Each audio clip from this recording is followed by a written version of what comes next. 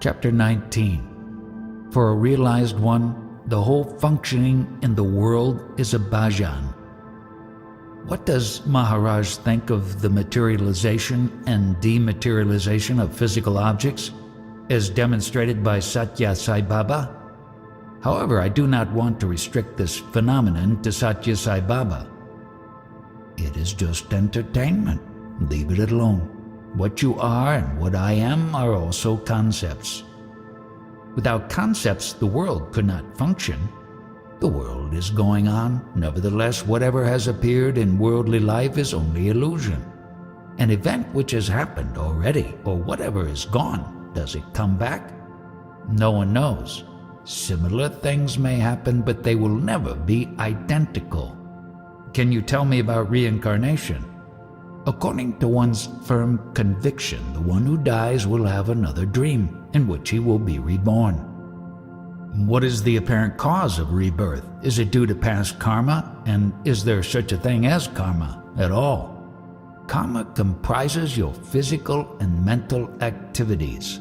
But actually there are happenings due to the three gunas, sattva, rajas, and tamas. That is, beingness, dynamic quality, and the claim of doership, respectively. How does one get away from oneself? Most people seem to be stuck in patterns which are fetters of concepts. Who says that?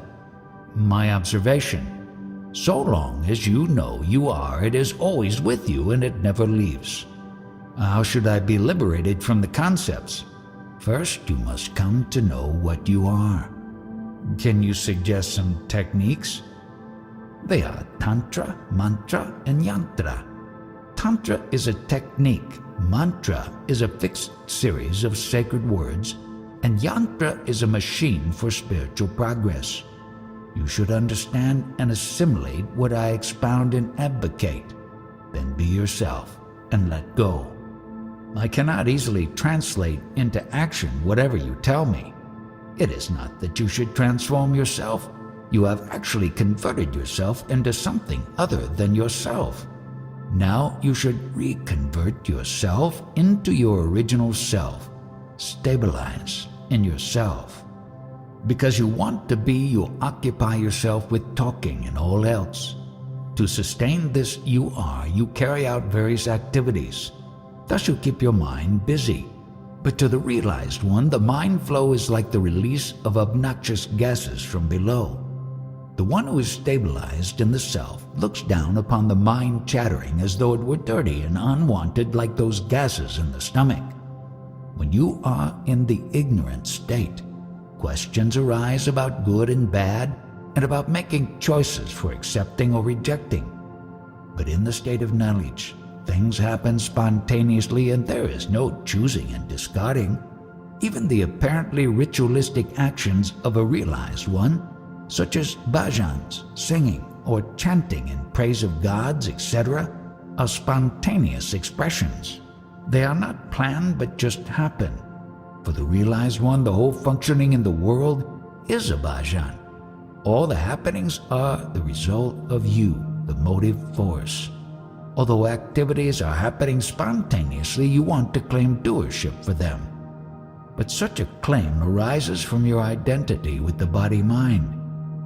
Having acquired spiritual knowledge, what are you going to do for the benefit of the world? I will just be. People who have a liking for social work want to do something good. They want to transform the quality of the intellect of other people so they live in harmony with each other. The world is the expression of the truth, and people should be helped to understand this. If that is to happen, it will happen by itself. That which is changing continuously is the unreal. Change can be brought about only in the unreal. No change can be made in the real, the truth. In the world, you can effect improvement in the concepts. But do not dare call the concepts the truth. The truth can understand untruth, but untruth understand truth. Just as you change garments, you change your concepts and then you feel happy. The truth cannot be seen or perceived, but the truth can observe the untruth. with concepts I shall not be happy. Is it correct?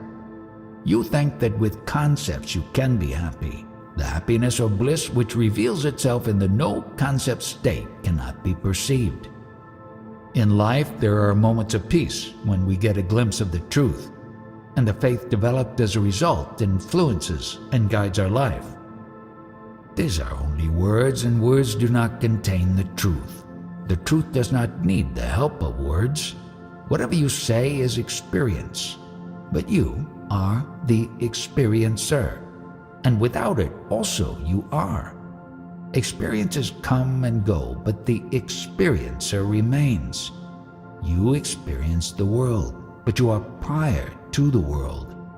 World is experiential, but you, the Absolute, are non-experiential. At present, the sense of you-are-ness is felt, but it is a temporary state. It will go.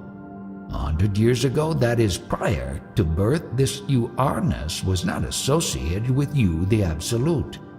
This you-are experience has come as a fever. How and why this fever has come, for this there is no explanation or reason. In an instant you came out of the sickness you are. Is there any hope for me too to experience such a sublime moment? Yes, provided you understand and assimilate this talk. Whatever is now is the sense of being for all of us. First, one has to abide in it, and finally, it is to be transcended. This morning in meditation, I felt I was not in the body-mind, but only in the beingness. That is the consciousness. It is the manifest state in which there is no personality, no male or female. It is the knowledge you are. For some time there was no sense of beingness also. That was a state of stillness, and only the consciousness was there. Some say that the sense of I am is to the right side of the chest, about 4 fingers away from the center. That depends upon the individual experience. The location may vary according to the person, but do not understand or locate it with reference to the body. An Indian seeker comes to Maharaj's place after roaming a lot in the neighborhood in search of the address. Do you know this locality? Did you walk around a lot to find it? Yes, sir. I used to visit this area a few years back to meet a sage-like fakir.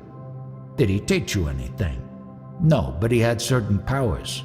A few years ago there was an explosion on a ship at anchor in the Bombay harbor. This fakir, who happened to be close by before the explosion, had a premonition.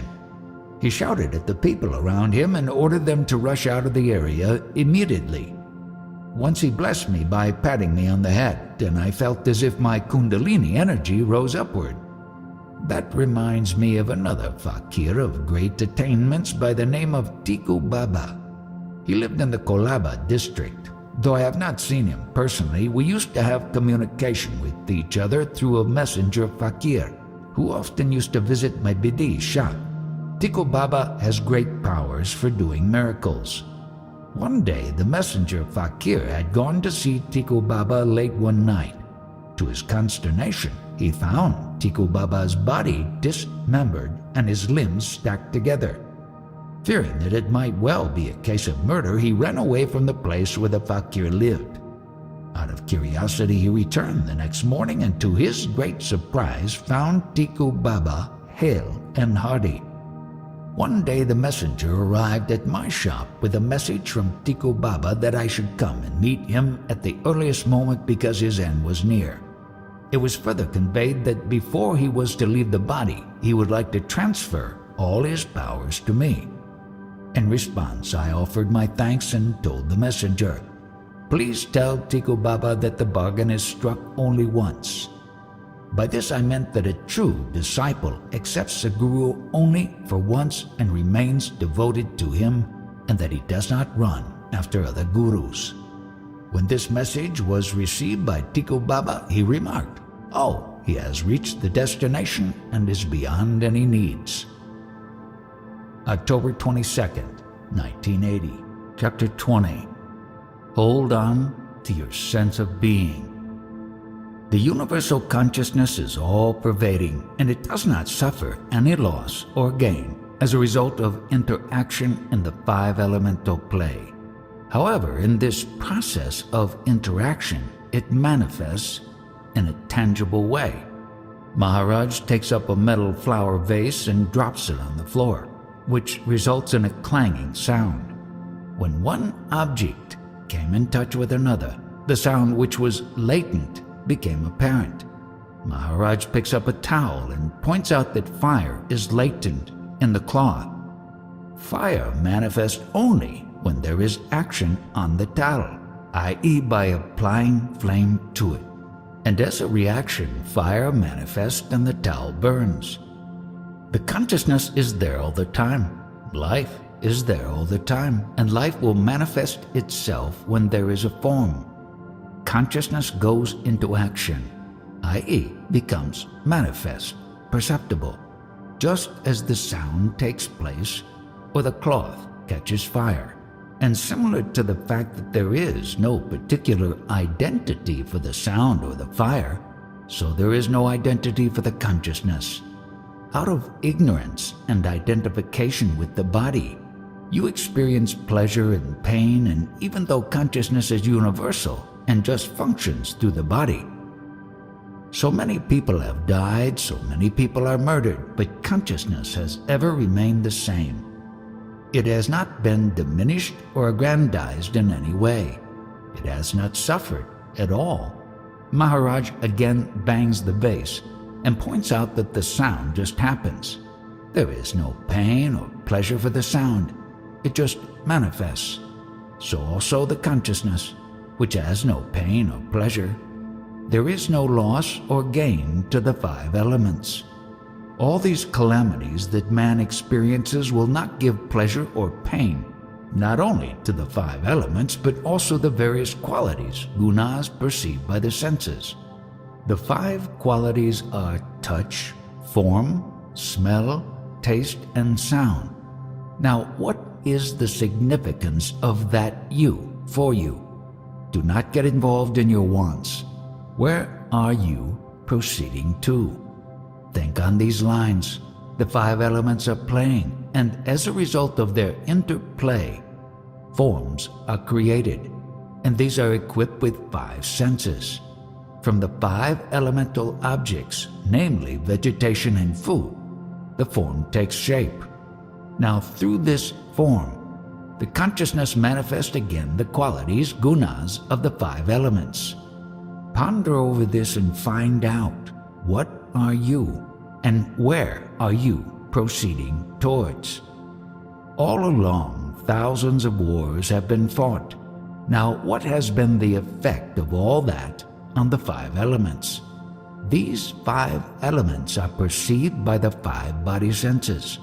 Because of the derailment of the five elements from the highest, this guna, the consciousness, has emerged. Suppose somebody is murdered. Actually, what did happen?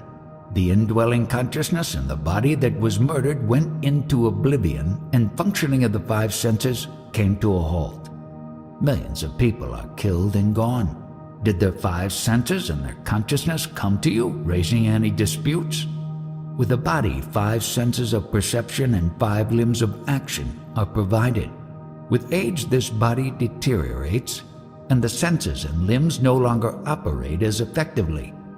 Thus, with the gradual failure of the senses and limbs due to aging, the guna, that is consciousness, is also dwindling. That is, its manifestation as such weakens. And all these functions of the body, senses, limbs, and consciousness, where do you fit in as such? And where do you proceed to? The various processes and events are due to the food, body, and prana. Where is your position therein?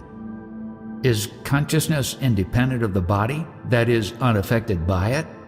How can it be so? It is the outcome of the food essence body and is called sattva guna. Similarly, a child is also the essence of its parents' bodies. If a child is deformed, it is because of some inadequacy in the quality of the material food body. The worldly activities and also the spiritual ones carried out with the mind are mere amusements in the state of ignorance. They began when the sense of being started to function with the cycle of waking and sleep. If a person thinks that by practicing spirituality something can be gained, I would like to know the design and identity of such a one. Spiritual seekers, instead of inquiring into their very nature, which is their consciousness, delve into spiritual books for knowledge. Should we give up all the concepts and ideas collected thus far? Do nothing of the sort. Just hold on to your sense of being so long as you know you are. Be only in that state. Do not worry about its going away. Should we commit to memory the sense of being? But that would mean effort. Where is the question of effort on your part? The consciousness spontaneously came into being. Consciousness itself is of the attention. Be there. Do not try to alter or modify anything. Whatever is there, and that is the love of the self, Atma Prem.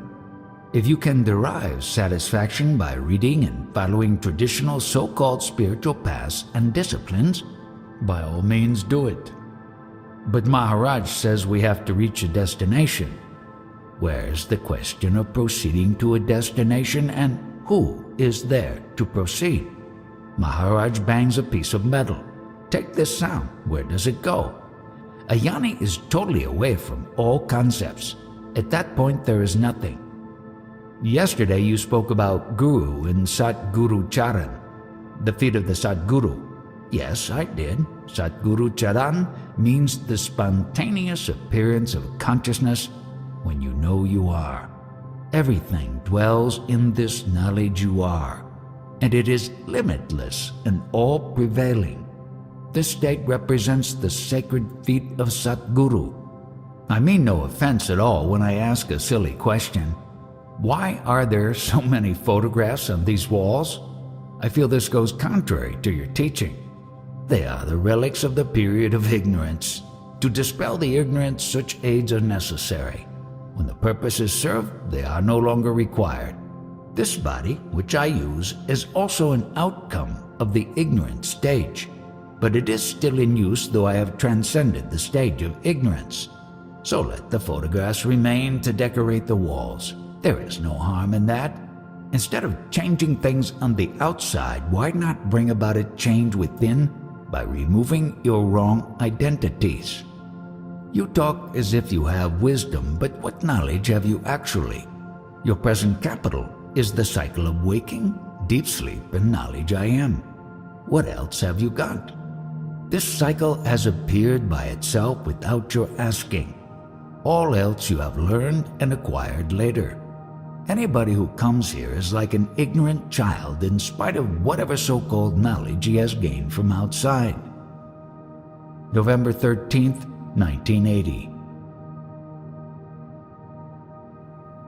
Chapter 21. Return to the state before birth. I once felt the sense of individuality, but I do not now have that individuality. The sense of individuality has transformed itself into the universal manifest state. Did it happen just like that? The moment the name of the disease emerged, the feeling of being an individual arose. Now the sense of individuality is gone and only the feeling of universal consciousness remains. The individuality is gone, together with the identity of body form. The body is not my design, nor am I male or female. Everything happens spontaneously. Who sees that the day has dawned and the sun shines? Could the knowledge of the day be the individual's? The moment one wakes up, the I amness arises, which means the sense of being only. Later also the sense of body is there. This sense of beingness is all-pervading, and it has no name and no form. It is existence itself. When the body suffers, what actually happens? What is the relationship between the unmanifest and the body, or between the actual and the illusory appearances in the world? They are intimately related. The culture and sentiment of every atom is different, so also every individual is different in this world. There are varieties of expressions in atoms and subatoms. Is the truth manifest or unmanifest? If the truth manifests through the body, then all the diseases of the body are in the unmanifest. When the unmanifest manifests, it is called Saguna Brahman. This Brahman principle is ample, plenty, and manifest, and comprises the 5 elements, 3 gunas, and Prakriti Purush. It is this that recognizes the sun and the space, and is more pervasive and subtler than space even. What is all this play about in this manifest universe, which is the outcome of the unmanifest? A body suffers from sickness, the body of Maharaj. As a result, we also suffer after witnessing the sickness. Why all this nuisance? If your I amness is not, who would observe the rising of the sun? Although you have explained it 1,000 times, I still have not understood. Who and what as such at the highest level are nothing. Whatever is very clear and obvious. But such a simple fact has turned into a riddle because that principle has identified itself wrongly with a form and then takes pride in that identification. It has accepted body as its identity. But why should this happen to you through whose body the unmanifest manifests itself? In order to have a reply to this question, you will have to retreat into yourself. Out of this atomic touch, this speck of consciousness, all this magnificent universe has materialized. How and what would you reply to this question? Did it create itself, or did it arrange for the creation? Your reply will be mere conjecture and guesswork. What evidence have you that you have births and deaths? What proof have you about rebirth? Do you mean to say that we should remain at the point of emergence of consciousness? Shall we then understand this? Yes, I have been telling people exactly that. Then you mean to say that unless I stop at the rising of consciousness, I shall not understand this play of the unmanifest, manifest, body suffering, etc., and that all my talking is actually only blabbering and therefore a mere nuisance? Yes, it is just entertainment to pass the time. That means when we visit and sit near you, in fact, it bothers you. I am not bothered even by the 5 elements, which are my creations, so how can you be a nuisance to me? If I identify myself with the body, then I will necessarily have to undergo all the botherations and sufferings that go with it. May I ask another question? You have consciousness which has reached a certain high level. Could it have a beneficial effect on us by your mere presence without any talk? Not only you, but even germs, ants, worms, and so on are the beneficiaries. That means your influence is continuously working on us, including on the smallest. For the sake of talking, it is all right, but in actuality, no one affects anyone. At the moment of its sprouting, did my birth principle have any intelligence? This birth principle, which is the child principle, grows spontaneously, develops mind and intellect, and may in due course become a Mahatma, a great sage even. But the root of that sage is the sprouting of the child principle only. Is it not so? Now you are collecting a lot of knowledge in the name of spirituality, but that is only entertainment. How can a child principle attain the status of a Jnani or sage? To understand this, stay there at the point of sprouting, Ankura, and you be the Ankura, Ankara.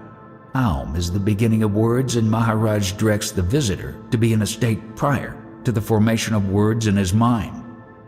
That is all right, and I decide to remain in that Aumkara state. Then what about the violence which goes on outside, in Iran, America, the USSR, etc.?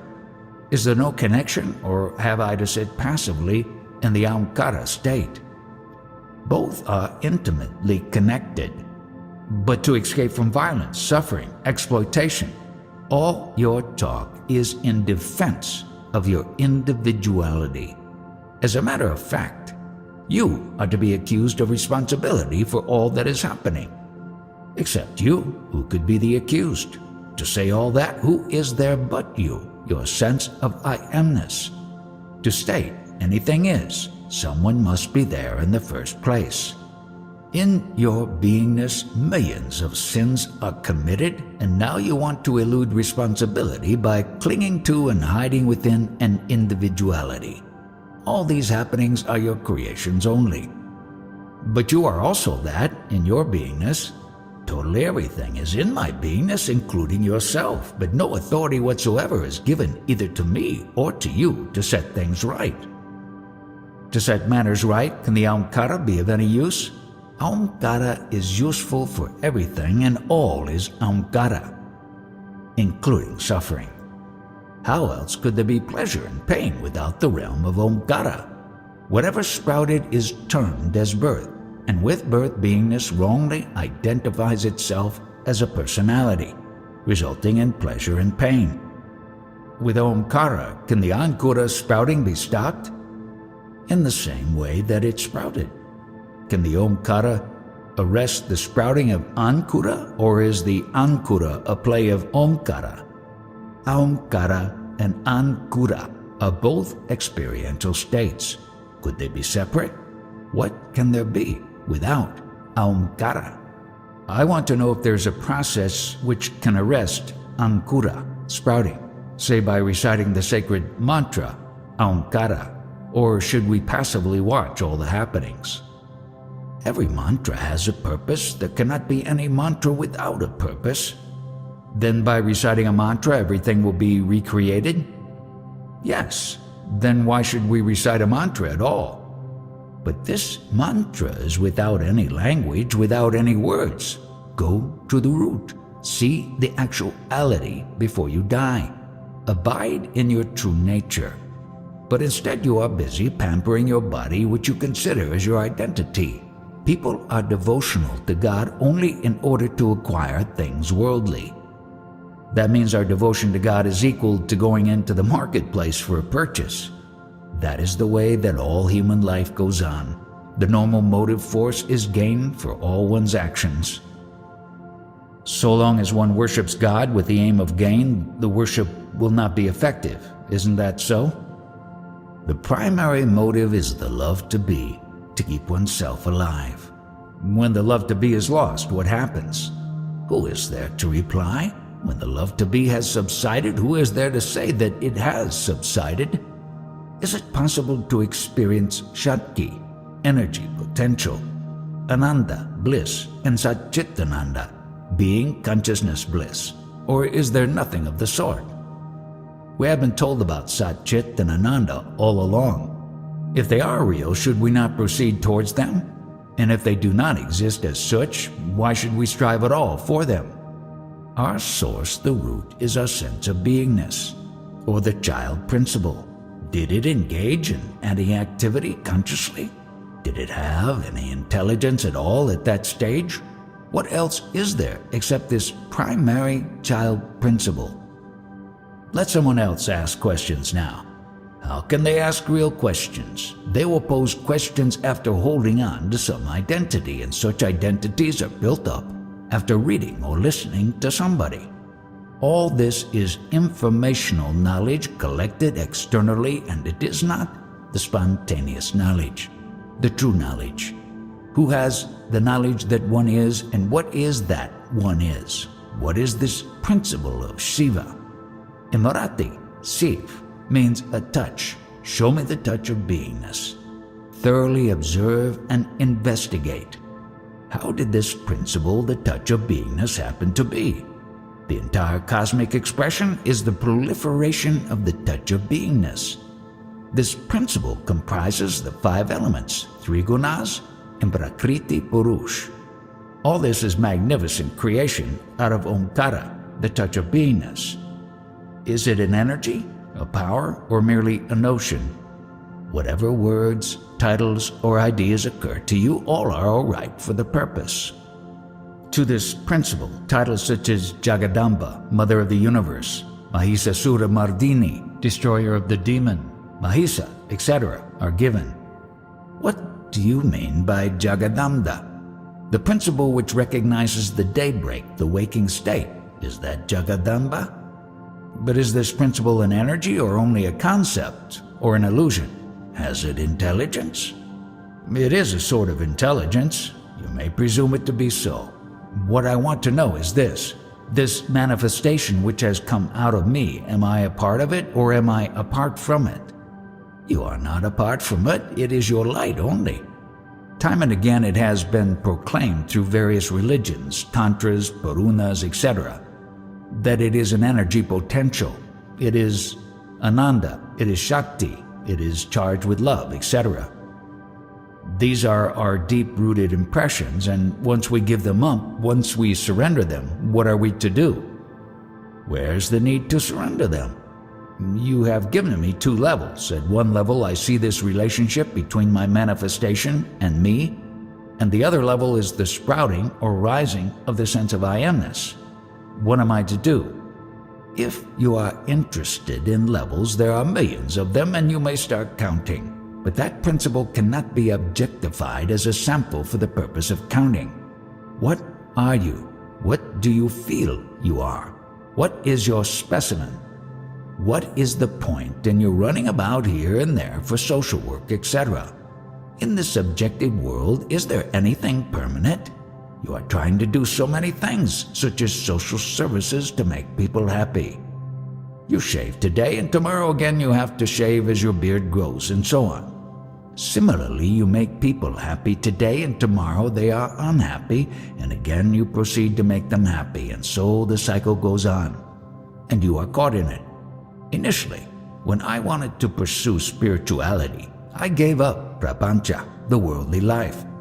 Later I understood the meaning of spirituality and came to the conclusion that it is as discardable as used dishwater. Therefore, at present, I am in no way concerned with spirituality, since I have transcended it. I cannot discuss the topic in this manner before the general public. They would throw stones at me. What are you? What is your identity? Have you seen yourself correctly?